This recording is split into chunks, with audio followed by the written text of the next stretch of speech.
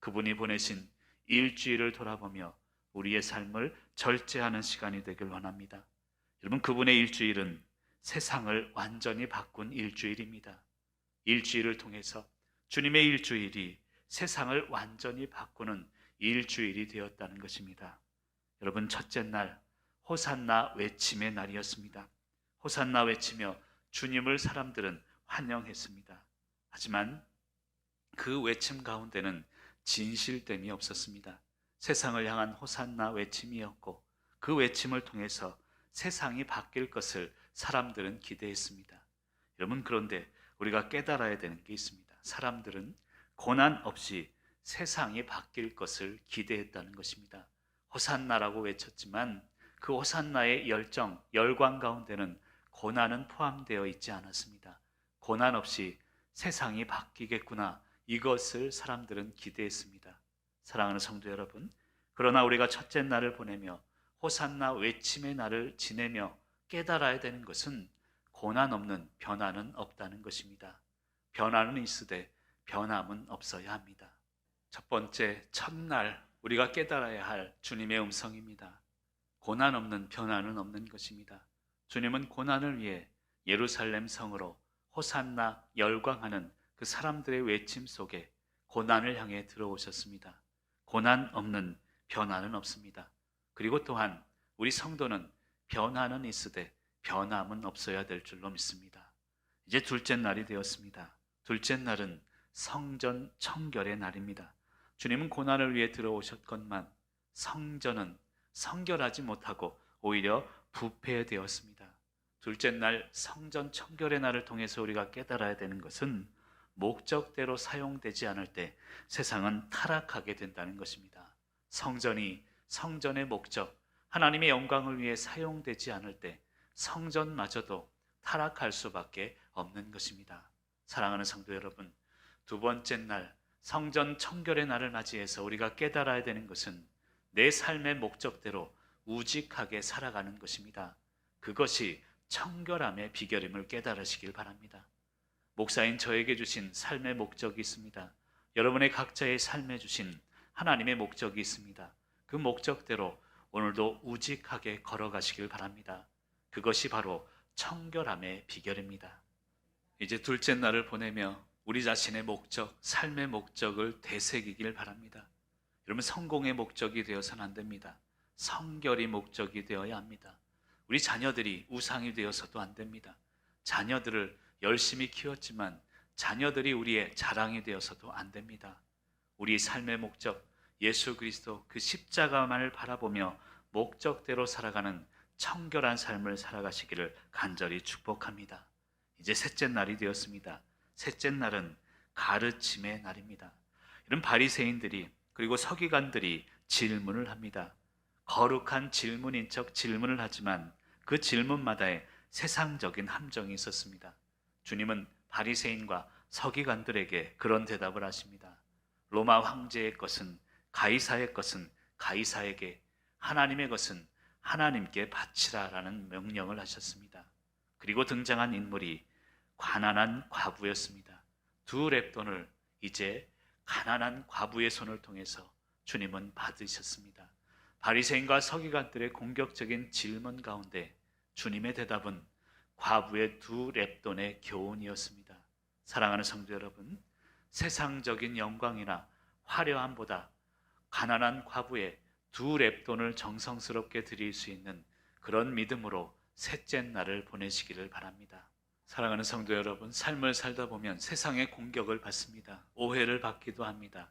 그때마다 우리의 대답은 가난한 과부의 두 렙돈이 되어야 합니다. 내 마음, 내가 드릴 수 있는 것 정성스럽게 주님께 드립니다. 어떤 오해와 어떤 공격 속에서도 흔들리지 않겠습니다. 내 가진 것 많이 없지만 그것을 정성스럽게 주님께 드립니다. 그런 마음으로 셋째 날 가르침의 날을 우리는 보내고 있습니다. 이제 넷째 날이 되었습니다. 넷째 날은 주님께서 쉼의 날이셨습니다. 돌아봄과 쉼의 날이다 라고 표현할 수 있습니다. 베다니 시몬의 집에서 식사하실 때 여인을 만납니다. 그리고 그 여인은 자신의 가졌던 옥합을 깨뜨립니다. 사랑하는 성도 여러분, 깨트리지 않고 내가 깨지지 않고 진정한 쉼은 없는 것입니다. 사랑하는 성도 여러분, 넷째 날 주님께서도 피곤하셔서 쉼의 시간을 가지셨습니다. 그 쉼을 통해서 하나님께 영광 돌리기 위한 고난의 십자가를 지기 위한 준비의 시간을 삼으셨습니다.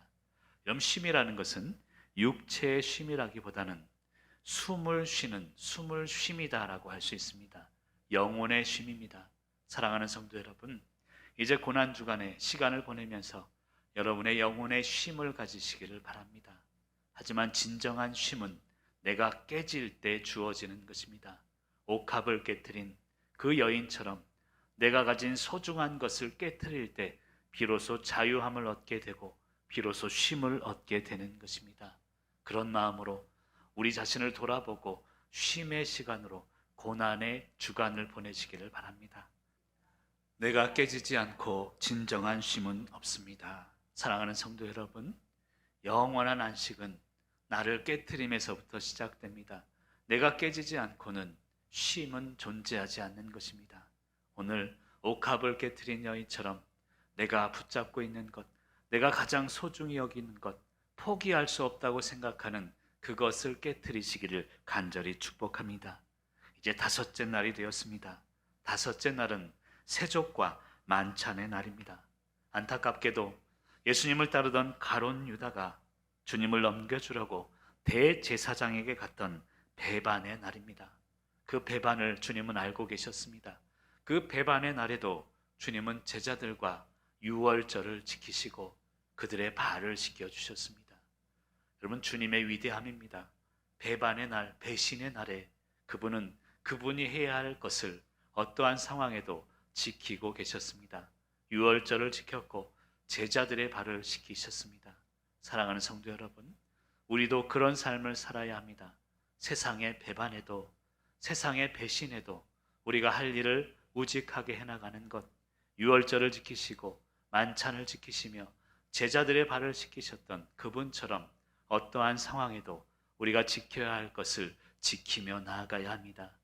이것이 바로 고난주간을 보내면서 또 다르게 우리에게 주시는 주님의 음성입니다. 어떤 상황에도 내가 해야 할 것, 지켜야 할 것을 반드시 지키는 귀한 성도님들 되시기를 간절히 축복합니다. 유월절을 지키셨습니다.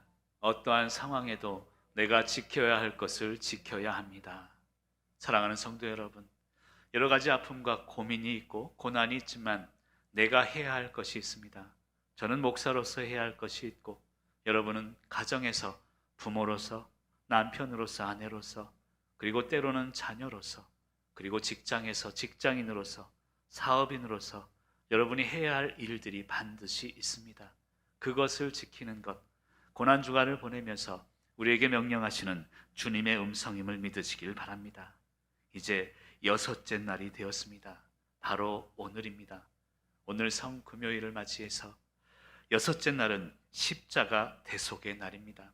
십자가를 통해서 온 인류의 죄를 주님은 다 짊어지셨습니다. 그리고 속량하셨고 대속해 주셨습니다. 거룩한 날입니다. 그래서 귀한 날입니다. 새벽녘에 빌라도 관정으로 주님은 끌려가셨습니다.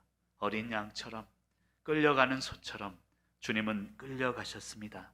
날이 밝는 새벽에 골고다 언덕에 오르시고 아침 9시에 십자가에 못 박히셨습니다. 12시에 어둠이 깔리고 오후 3시경에 주님은 돌아가셨습니다. 온 인류를 위해, 온 인류를 논하기 전에 나 자신을 위해 주님은 돌아가신 것입니다. 이제 우리가 해야 하는 것은 그분을 대신 사는 것입니다. 그분이 나를 위해 죽으셨기에 나는 그분을 위해 대신 사는 것입니다. 그것이 바로 우리가 해야 할 일임을 믿으시길 바랍니다. 사랑하는 성도 여러분, 여러분이 제자였다면 여러분이 지금 주님의 십자가의 그 사건을 2000년 전 목격했다면 지금쯤 어떠한 마음이 들겠습니까? 두렵지 않겠습니까? 그토록 따르던 주님, 그토록 메시아로 존경하며 그 말씀을 따르던 주님이 갑자기 돌아가셨습니다. 일주일 전만 해도 호산나 영광 받으시던 그분이 이제 십자가에 억울하게 돌아가셨습니다. 그리고 어둠이 짙게 깔린 지금 8시 반, 9시경에 여러분은 어떤 마음이 들겠습니까? 두렵지 않았을까요? 그리고 앞으로의 미래가 염려되지 않았을까요? 나도 저렇게 되진 않을까? 행여나 그런 염려 속에 지금 이 시간을 보내진 않고 있을까요? 그런 상상을 해봅니다. 사랑하는 성도 여러분, 주님은 돌아가셨지만 우리가 해야 하는 것은 당당하게 주님 그 삶을 이어가는 것입니다. 주님이 나를 위해 돌아가셨듯 나는 주를 위해 살면 되는 것입니다. 오늘도 그 마음으로 승리하시기를 바랍니다. 이제 또 하루가 지납니다. 7째 날이 되었습니다. 7째 날은 침묵의 날입니다. 바로 내일이면, 내일 새벽이면 주님은 부활하실 것입니다. 하지만 7째 날, 침묵의 날로 성경에는 기록이 되어 있지 않습니다. 사랑하는 성도 여러분, 부활을 준비하는 날입니다. 그리고 기쁨을 준비하는 날입니다. 기쁨의 시간에 필요한 것은 침묵입니다. 침묵으로 부활의 기쁨을 준비하십시다. 침묵을 통해서 주님의 고난에 동참하기를 원합니다. 그리고 주님의 부활의 기쁨을 준비하기를 원합니다. 주님의 부활은 요란스러운 게 아닙니다. 잠잠하게 우리의 삶에, 온 인류의 삶에 적셔 들어오는 놀라운 축복이며 놀라운 은혜입니다. 이제 7째 날, 침묵의 날에 부활을 준비하는 귀한 성도님들 되시길 간절히 축복합니다. 여러분, 침묵의 시간, 절제의 시간을 통해서 주님의 부활을 준비하시기를 바랍니다. 오늘의 침묵과 절제는 슬픔을 위한 것이 아닙니다. 기쁨을 위한 것이고 부활을 위한 것이며 미래의 소망을 위한 것입니다. 잠시 우리가 아파하고 어둠의 시간을 보낼 수밖에 없지만 하나님께서 주시는 부활의 기쁨을 향해서 오늘도 내 생각, 내 말, 그리고 내 행동을 절제하며 침묵의 시간을 이겨가시는 귀한 성도님들 되시기를 간절히 축원합니다.